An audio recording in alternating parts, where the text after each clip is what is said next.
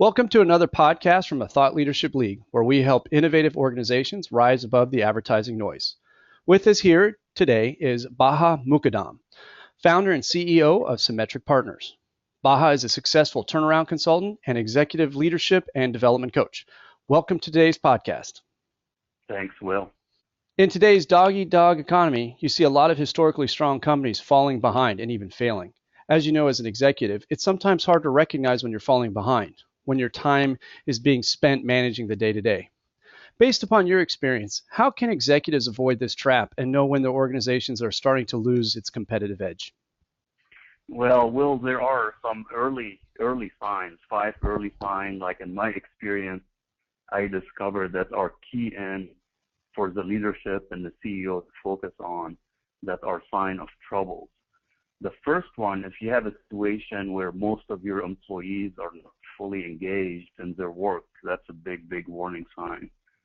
The second one, if your gross margin is continuing to shrink, that's definitely a very bad situation that needs to be addressed. Third, if your sales pipeline is becoming less clear and more unpredictable, you need to figure that out quickly. Huge one, number 4, is if the management team is not on the same page, and in a lot of cases, actually, they don't have a page to get on, then that disconnect at the senior team actually amplifies as it goes throughout the organization.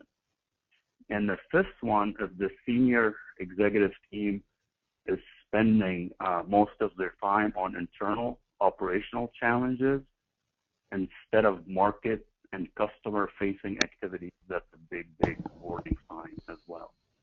And so, as you've gone through these 5, is there one in particular that you see companies struggling with the most, or if there's the one that they should watch out for, or are all 5 kind of spread out on average? Well, the most common one, actually, well, unfortunately, is the first one. There's been a recent Gallup study on the state of the global workplace that found that only 13% of employees are engaged in their work, which is really a shocking statistic. So that's the most common, and the companies that could significantly increase, double or triple the number of their employees engaged and emotionally vested in the company, they're a lot more likely to succeed. As it turned out, in the U.S., the picture is quite a bit better. In the U.S., still a low number, 30% of employees are engaged in their work, which is pretty shocking as well. So I would say that's probably the most common one across companies, across industries, and across countries worldwide. So when you're approaching an organization, how do you help them identify the level of engagement, and how would you, when you're working with these executive coaches, what advice would you give them to kind of help them overcome that? Well, initially, really the engagement, if you ask deeper question, one-on-one question with the executive team and some selected people within the organization, and there are tools and processes we do, it becomes pretty easy to discover the level of engagement in the employee base. Really, the key question is, what do you do to address that issues? And there's really set of recommendation and things that I coach CEOs and senior team on in terms of what to do to close that gap and to significantly boost the employee engagement, double it, because that translates directly to their bottom line. It translates to customer satisfaction.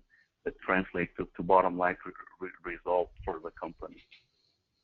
Do you have an example, or can you give an example of one company that you worked with in that manner, and kind of, I know there's some sensitivity of sharing financials, but kind of what the impact was in at least a relational basis? Well, one company I was involved in, there was pretty significant lack of employee engagement for historical reasons. And one of the things we focused on is really engaging the management team in more frequent communication with the organization, going to monthly all hands meeting, quarterly update to the whole company to really, and the key message is really about where are we going and why can we win in spite of all the challenges, to really engage people and explain what's their role and translating and helping the company to have better results. But really the key, to dive in a little bit deeper on employee engagement, really the best way to improve it is to hire the right people in the first place, number one. Number two, there's this whole debate, or not debate, different practices around, do you try to improve people's weaknesses or do you focus on their strengths? And what I found is by far what you want to do is as much as possible align each executive and each individual in the company, align their roles and responsibilities to their strengths. Put them in a zone doing things they're really good at, because then they get results and they become more motivated and engaged. The third key area is really to have each manager in the company to become really vested in the well-being of the people they manage. This is really critical. And number four would be really to be as transparent as possible in terms of communicating metrics and goals and objectives and actual results, so the whole organization is on the same page on how the company is doing. Yeah, no, that seems to make a lot of sense. And it seems to me that it would in part play a role in one of your second points, which was when gross margin continues to shrink. Is there a correlation, or is that an aspect of it, or how does that come about? How do companies identify that? And is customer, or not customer engagement, but is employee engagement a critical aspect of that, or are there other factors that need to be taken into consideration? Yeah, that's a good one. So employee engagement really, or lack of it, or whatever, or improvement, it affects every aspect of the company. But to really drill in on a gross margin trend, one of the key kind of counterintuitive things, one of the potential reasons why gross margin are being pressured or declining is the fact that the company all of a sudden now has Me Too products, like a commodity product, or where pricing pressure increase, competition increase, and then that'll put pressure on margin and profitability. And the reason you say, well, how could that happen? In a lot of cases, actually, and that's a little bit counterintuitive, companies that actually put all their effort on doing what their customers are asking them to do, they're wanting them to do, are the companies that find themselves in that zone. And the Me Too or better, like there's five categories of offers. You could be a Me Too, you could have a better offer, you could be the best, you could be innovative, and then last one, you could have a breakthrough product. And you really want to move as quickly as possible from the Me Too or better zone into the innovative or breakthrough zone. And that will drive actually both your top line and expand your gross margin simultaneously. A lot of executives are just focused on, cost pressure, trying to stay competitive. How does that translate, and how can an executive team get closer to the customer without, taking so much time away from the organization that they're not able to manage the cost side of it or the operational side of it? Yeah, so one of the key things to really focus on there is really the senior team. If they have built the right middle management and the frontline employees, they got to spend most of their time in customer and market-facing activities and leave the operational day-to-day challenges to the middle-level management and to the frontline employees. That's harder to do. So the senior executive team are spending a lot of time on operational issues. Why do they have middle management? So there's disconnect there. So really, you got to move where the senior team is out most of their time on market and customer activity, and middle management has to step up and be empowered to handle the day-to-day operational challenges of the business. And is that where the engagement benefit comes from the very first point you were talking about, making sure your employees are engaged? Is that where you really start to see the benefit? Absolutely. So the engagement goes at two levels. The senior team got to engage with the market as customer. The middle management got to engage within the organization. And to the extent middle management is really have a vested interest in each of their employees' well-being, if they give them positive feedback on a regular basis, if they always tell them how are they doing versus their goal, then that's what causes the engagement to go way, way up. And I'm sensing that probably asking you the obvious question of number 5 with the management team and conflict not being on the same page, that disrupts everything. How do you unlock that logjam? Because sometimes I think it sounds like unless you get the executives up top, you're not going to get engagement. You're not going to be hanging with the customer. You're going to be pressured into price reductions, and you're just not going to be able to effectively run. So how do you unstick or get an executive team unstuck? Well, one of the key things is really a lot of, unfortunately, with the busy, everybody gets so busy in firefighting mode. More and more management team are not investing appropriate amount of time in planning, strategic planning, and because they're always in a firefighting mode, right? So an example, imagine you're fighting a bear with a knife, and there's somebody standing behind you trying to get your attention to give you a much bigger weapon to kill the bear, but you say, no, I'm too busy fighting the bear. That's what a lot of executive teams find themselves focus on the day-to-day, but what they really got to do is step back and allocate appropriate time as a team to do detailed strategic planning. And strategic planning is not a one-time event.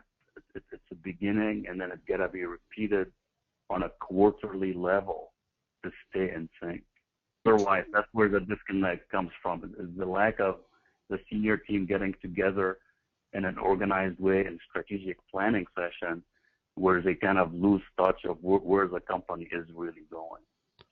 Kind of summary on that point is that the executives, the conflict arises less from personality issues and more from not being on the same page. Absolutely, because in the absence of collaborating and coming up with a plan as a team, everybody will have their own idea of where the company should go, and that's where the disconnect happens.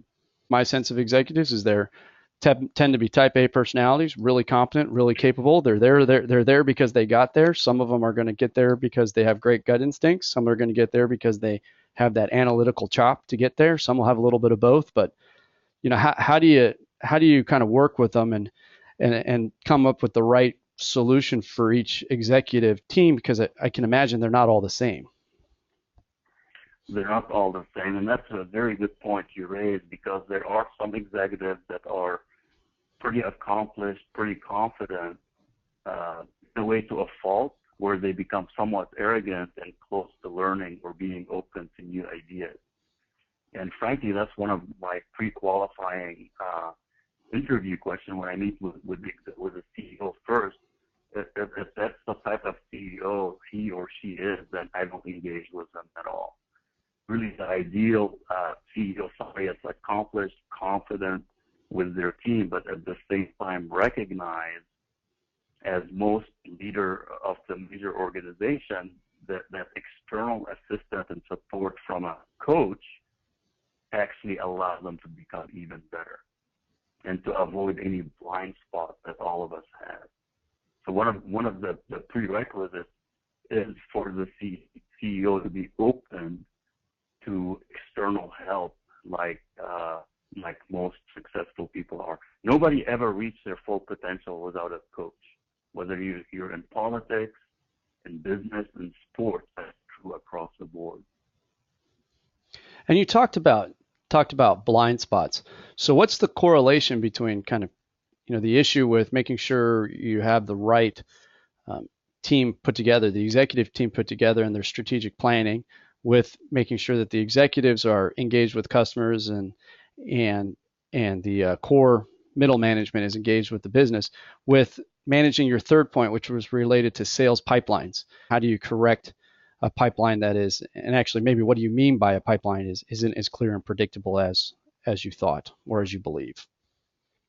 Yeah, so let's start there. Like, if forecasting becomes more difficult, and there are, yeah, granted, there are some external factors, sometimes like the economy, or customers are cutting back on CapEx, or the sales cycle getting longer, but these are things you can't really directly control. The key is, if you start having unpredictable forecasting, the first step is really to figure out why.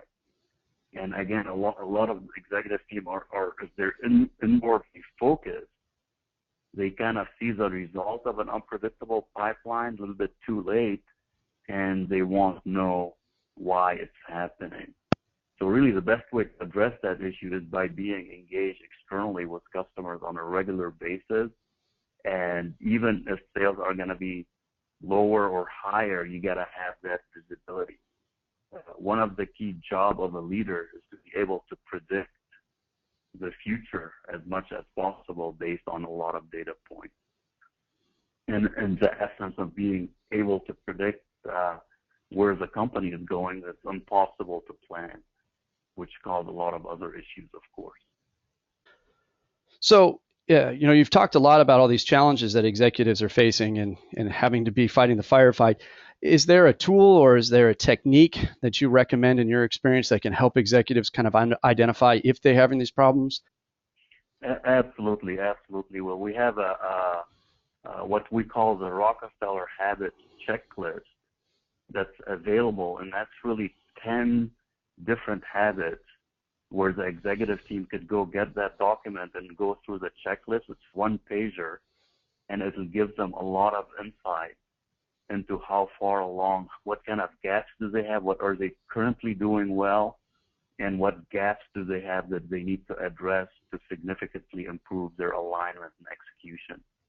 Is this something that that the whole executive team should take individually and then share, or is this something that one executive should take, or how does it work if there's a 4 or 5 person executive team? Well, the best way to do it is, if they're going to do it on their own, is for each executive to fill the one pager on their own separately, and then come together and compare notes, because that also highlights the different disconnects in each executive perception of how well are they doing.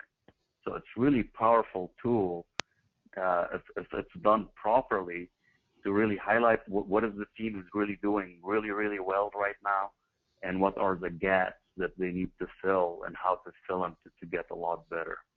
So if an executive team wanted to get this or gain access to the Rockefeller checklist, where would they go, or how would they go about doing it or getting it? They could definitely go to SeeMetricsPartners.com, my website, and be able to download the PDF file. It's a one page, again, very self-explanatory, and that will give them a huge amount of insight into how well they're doing and what do they need to do to execute better. All right, excellent. Well, I think we're kind of wrapping up this podcast session. Are there any other closing points or nuggets or gold nuggets you'd like to share with people to wrap up this session? Well, the key things is stay close to the market. Try to move to the zone of innovation or breakthrough, because that's where you could drive your top line and your gross margin significantly, really by anticipating market needs, by being close to the market, by really addressing what are the biggest and toughest industry challenges that you could address, either first to market or early to market, to have the pricing power and the ability to grow your top line. And really the final point is which is really critical, is employee engagement, executive team alignment, planning, and having a strategy are really critical for success. Well, thank you very much. I appreciate your time. Thank you. My pleasure.